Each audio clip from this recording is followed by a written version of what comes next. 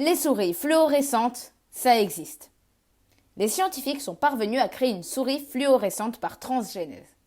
La transgénèse est le fait d'introduire dans le génome d'un individu un gène étranger provenant d'un autre organisme.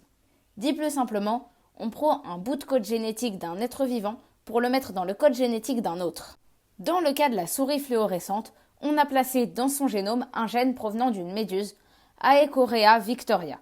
Ce gène permet à la méduse d'être fluorescente, c'est-à-dire qu'elle peut s'illuminer en cas d'exposition à la lumière ultraviolette.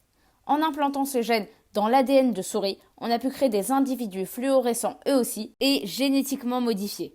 La capacité à pratiquer la transgénèse est une véritable avancée dans les domaines de la recherche scientifique, de la biologie et de la médecine.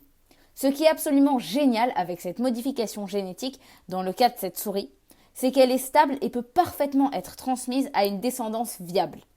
Cela a permis de progresser dans la compréhension des maladies génétiques humaines, dans la compréhension du développement embryonnaire, ainsi que des pathologies nerveuses, musculaires, immunitaires, etc., etc. Le sujet des souris transgéniques est tout simplement passionnant, mais trop complexe pour être réellement développé dans un format court.